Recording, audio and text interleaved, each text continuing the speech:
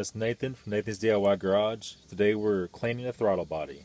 This is a drive-by-wire throttle body, not a cable throttle body. It's a little different cleaning procedure for these. You got two options. You could either take it off the car or you could not. If you don't take it off the car, you could use a throttle body cleaner. If it does not have the idle air control valve in it, which this one does not, you could use carburetor cleaner. You can use brake parts cleaner, just about anything. What we're going to use today is actually going to be this Lucas fuel injector cleaner. And I'll show you how to do that using a rag. So we're going to put some gloves on first because it gets pretty nasty. So the biggest thing for this is you don't want to push in a butterfly very hard, very quick. If it's stuck and you force it, over here is the gearbox. You could break the gearbox. You could break a tooth off the gears. That's going to require you to have a new throttle body. It's really a pretty easy procedure. We're just going to go ahead and put a little bit of this stuff on a microfiber. You could use any kind of rag, shop towel or anything. And we're going to go in here and wipe it out like so. And this stuff sets just for a second. I mean, it really cleans it really nice. Instead of using a whole can of carburetor cleaner, this seems to be a lot more usable. We're still going to use a little bit of aerosol. You wouldn't have to, but I like doing that. Look at that, how nasty that is. Wipe off this guy, the back of it. Keep flipping the rag so it's always clean.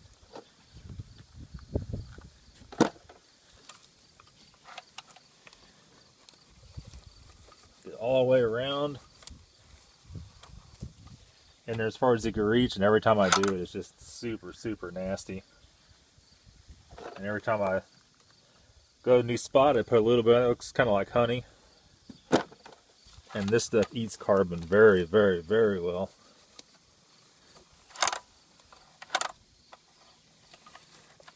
All the way up to the bushing on each side.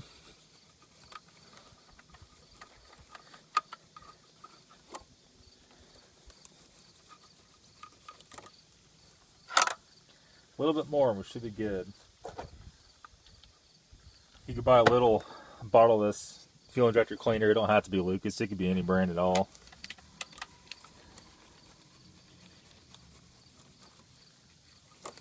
Okay.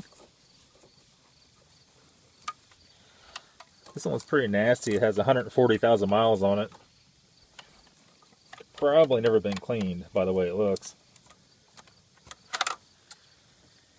One more little spot, and then what we're going to do after that, we're going to take carburetor cleaner, or some kind of aerosol here, and we're going to clean out around the bushings.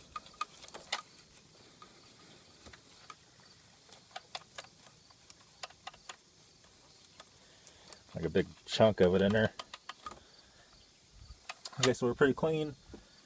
Have a little bit of carburetor cleaner here. We're going to go into the bushings right here. A little spray. Go in here with the clean part of the rag. Wipe a little bit of that out. It's kind of dripping all over the place. What that's going to do, especially on a drive-by-wire system, that's going to keep the carbon from out of that bushing.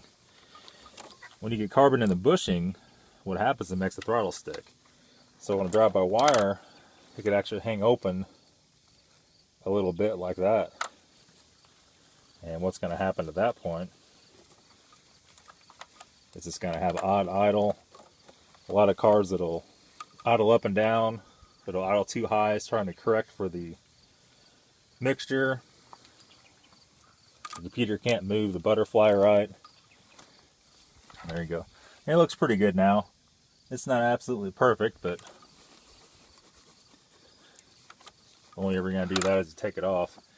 So the other way, if you have a lot of carbon built up behind it, to where you can't get it off, you'll have to remove the whole throttle body, take it off, and do it, and clean it all behind there. This one isn't really like that. It's a pretty shallow throttle body. It's pretty easy to clean. So that's all for today. Nice and simple. Thank you very much. Don't forget to subscribe to my channel. Like me on Facebook, Instagram, Nathan's DIY Garage.